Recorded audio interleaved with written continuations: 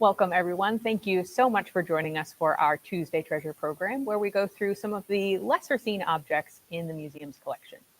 As always, my name is Nicole Carpenter. I'm the Assistant Director here at the Westport Museum for History and Culture. And as always, we are presenting this program free of charge.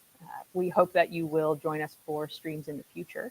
But of course, we can only continue to do programs like this and others with your support. So we do appreciate following and liking us on social media, signing up for our newsletter, as well as donations. It all helps, especially as the museum is not a town-funded agency. But today, we are going through, of course, some of the phonograph and wax cylinders in the museum's collection, which you can see here around me. So to start today, as always, in many of our videos, I am going to put on some of my gloves. This is to protect the objects around me from the oils on my skin, which can damage them. But the item that I'd like to talk about first today is just here. This is a phonograph proper. This is actually patented by Thomas Edison in December of 1877. It was available to consumers in the United States and later around the world internationally from 1893 until about 1929. There are examples of cylinders being used later on, up until the 1940s, actually. But this period of about 30 to 40 years from the 1890s to the about 1930 is really the popular period for these wax cylinders. One of the main competitors for Edison was the Indestructible Phonograph Company out of Albany, New York. In 1907, they began making molded celluloid cylinders. They were sometimes labeled for Columbia, which you can see several examples of those on the table here. These blue cylinders are labeled specifically for Columbia. And sometimes the cylinders made by the Indestructible Phonograph Company were actually labeled Oxford Indestructible. And they have, if you look here, they have this cardboard core, this outer shell, but then they also have this soft fabric interior. There are actually metal rings inside of this case at either end for strength to actually allow the case to protect the cylinder inside. Most of the cylinders had a maximum recording length between 2 and 4 minutes. It really depended on the fineness of the grooves. If I remove one of these cylinders, you can actually see that there are very, very fine grooves along the cylinder here. They're incredibly fine, very similar to a record. And that's how the recording was actually made, by putting these very, very fine lines into the cylinder. Some of the earliest audiences for these cylinders were businesses who could rent a recorder, a cylinder recording dictation machine, as it was called, to be able to have advertisements and products. Later on, it would be, of course, used for entertainment purposes in public areas. You could use something like the phonograph that we see here, more like a jukebox, because it was coin operated, to be able to listen to the cylinders. Another advantage of these cylinders is the material that they were made from. By having this wax material, if a company or later on a individual didn't like the recording, the cylinder could actually be reused. You could scrape the wax off, you could remove these fine lines, or just with a little bit of kerosene in a cloth, you could actually rub the cylinder and remove those lines to have basically a clean wax cylinder that you could re-record on.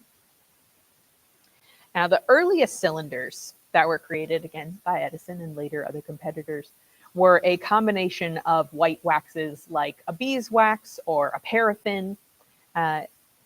Later on, brown wax cylinders, something like this cylinder here, you can see on this side there is a much more brown color as opposed to the black color on some of these other cylinders. These brown cylinders were made with a water-soluble metallic soap, probably made from aluminum stearate, and it was a mixture of kerosene wax and other ingredients, depending on different producers, manufacturers, and the time period. One of the issues with the earlier waxes, the beeswax and the paraffin wax mixture, was that, of course, the wax melted. If you've ever used a beeswax candle, it melts very finely. It smells lovely. But that was an issue for these cylinders. If they got too high of a heat, you would lose the recording. So by using this metallic soap, it was much hardier. It was much longer lasting. There were also other cylinders made of other mixtures that gave a different color. This cylinder, for example, is a much kind of bluish purple tone, depending on the metals and the different waxes that were used. But it does come out really beautifully.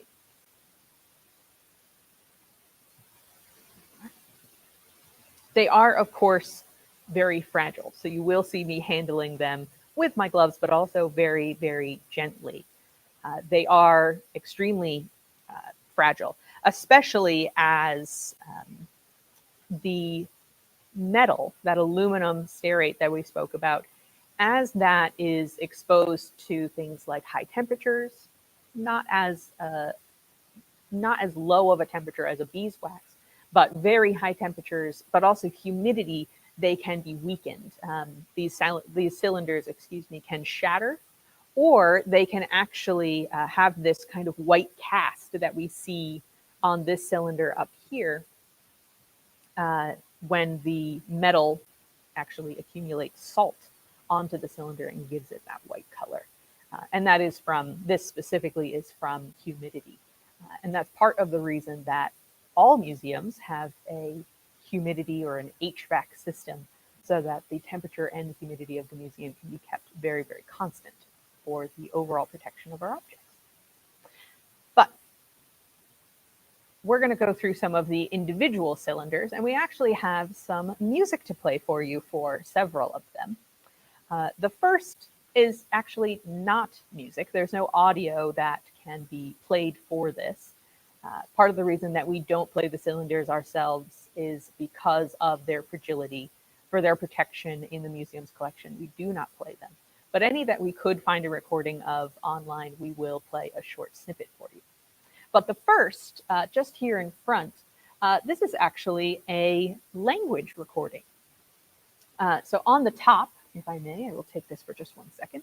You can actually read Dr. Rosenthal's original language records. This is actually marked with a blue 22 on the top.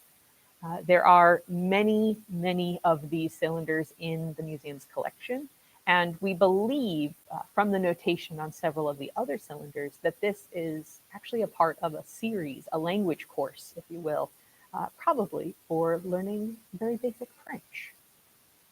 This cylinder is manufactured around 1900. There is a patent date for, I believe it's 1893 on the top there. And this particular set of cylinders were donated to the museum in 2005 by Richard Young. The next cylinder that I'd like to show you is actually just up here, this very lovely green cylinder, or the cardboard cover for the cylinder is green. All of these cylinders are around 1900. This was actually donated to the museum along with several others in 2010 by Mr. Gilbert Klausman. The museum actually has a display of music boxes, largely from his collection as well. This green Edison Amberol record is, not a record, a cylinder, very similar, is for a song called Why Don't They Play With Me? That was likely produced between 1905 and 1907. And we do have a short clip for you here.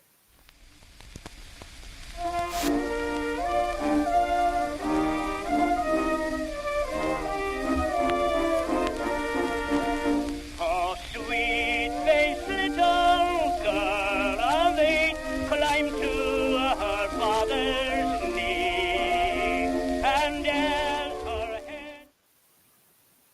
This is a very sweet, slightly somber song about a small girl who is crying to her father about her mother leaving and wondering why the other children aren't playing with her. But often these recordings, again, somewhere between 2 and 4 minutes, were for entertainment purposes. Most of these phonograph cylinders being produced by Edison, Columbia, are for entertainment purposes. And that's why they live on for the most part, because people enjoyed them, passed them down, and found them valuable enough to stay. What is interesting is on these cylinders, there is lovely artwork. There's also information about the patent on the side.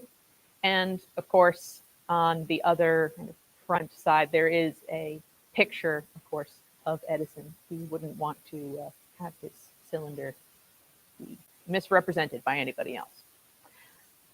The next cylinder that I'd like to show you is this discolored cylinder over here. We've actually removed it from its Columbia protective casing, but this is for a song called Up in a Coconut Tree. We have a short clip for you of this song as well.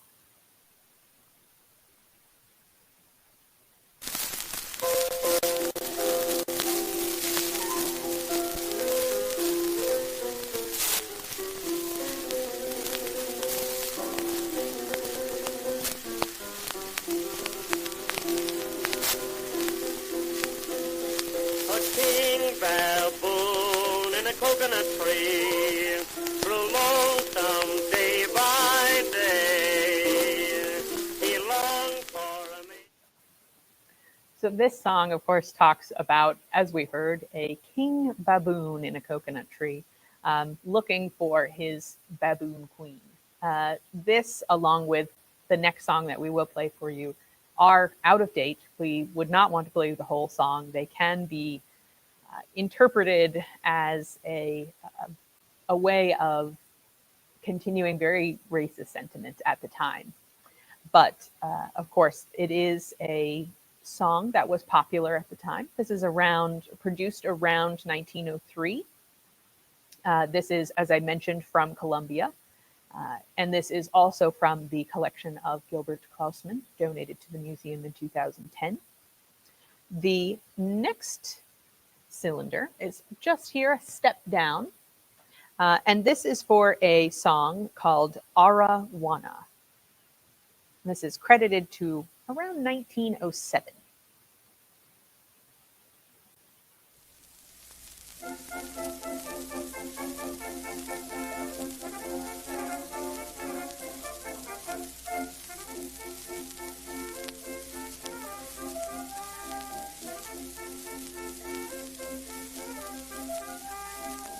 Mid the wild and woolly prairies lived an Indian maid, Arawana, queen of fairies of her tribe. So as I mentioned, this is credited to around 1907. It is likely written by Jack Drislane and composed by Theodore Morse. The song is produced in 1907 with Bill Murray and Haydn Quartet. And this song, again, as I mentioned, is considered quite racist by modern standards. It talks about an Irish man attempting to court an Indigenous woman by playing the bagpipes outside of her residence. But again, the language that is being used and the references that are being made are not what we would consider very polite or very appropriate or in any way sensitive to Indigenous people. But it does reflect a song and a type of entertainment that was popular at the time. What is interesting, if I move this cylinder to the front, is almost all of these cylinders, it might be a bit too small for you to be able to read, but along the top, many of these cylinders actually say the name of the song. So here we can see Arawana, baritone and tenor, referring to the tone or the vocals. And on some of them, it does say the name of the company as well. On the top of this case, we can see the name Columbia. If I go back to this cylinder for just a moment, you can actually see the name of the song up in a coconut tree. Again, it might be too faint for you to see here, but to the naked eye, we can see it at the bottom of the cylinder, as well as Columbia Records down on the bottom. Many of these cylinders are actually printed with the name on the cylinder or on the top of the cardboard case if it was more convenient for the producer or for the customer. Down here on the end, this purple cylinder that we looked at the beginning, this unusual color, unfortunately, there's no recording of this song that we could find, but it does on the top, if I bring it here, it does actually have a notation of being the American Standard Orchestra Silver Bell. And we do suspect that this is probably the song Silver Bells, though we can't be positive of that without listening to it. But again, just another form of a recording rather than these short kind of lyrical songs. It's probably an instrumental, maybe with some lyrics. Another cylinder that I have for you here, it's not decorated as the others, but it does have its protective cardboard casing. If I remove this from the cylinder very gently, you can see the wax itself. And along the top, it does show the name of the recording. I was about to say song, but it's actually, we suspect it's probably not a song. Because of what shows on the top, it actually says Street Scene, Pedro the Music Man. It's probably a recording of a performer caught performing live in some kind of city street. It does also show the name Thomas Edison along the top. It's his signature, again, to credit the company. Nothing has come up in our research about this cylinder specifically, which also lends credence to the idea that it is probably a live recording of some kind, but very unusual. Also donated to the museum by Gilbert Klausman, as is this final cylinder that I have for you. Again, no decoration on the cardboard tube, nor on the cylinder. It is marked, "Would you care?" We don't have a recording of this. This is probably a song recorded in 1905 by Irving Gillette. And while we don't have a recording of it, we do have some of the lyrics. So if you'll bear with me for a moment, I will just say a couple of them, not too many. Lift your eyes to mine, my darling. Let me see the love right there. For you know I love you dearly, and to me there's none so fair. I do wish that we could listen to it, especially as we come up on the Valentine's season. But unfortunately, nothing is available at the moment. If you, by chance, do find a recording of any of these songs, or if there are any other wax cylinders that you particularly enjoy, please do leave a comment and a link. We would love to be able to hear some of these. If you're able to find any of those recordings, we would love to have a listen alongside you.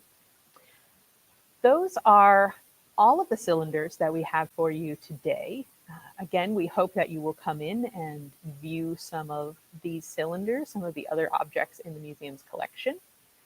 As always, we will be doing another Tuesday Treasure next month. We will be focusing on the Owls football team, a semi-professional team that actually played in Westport, with the Westport team specifically. So we're going to go through some of their objects and their history, especially as it relates to our current exhibition, Playful Pastimes. But until then, thank you so much for joining me, and I hope that you will join us again for this and other programs in the future. Thank you so much.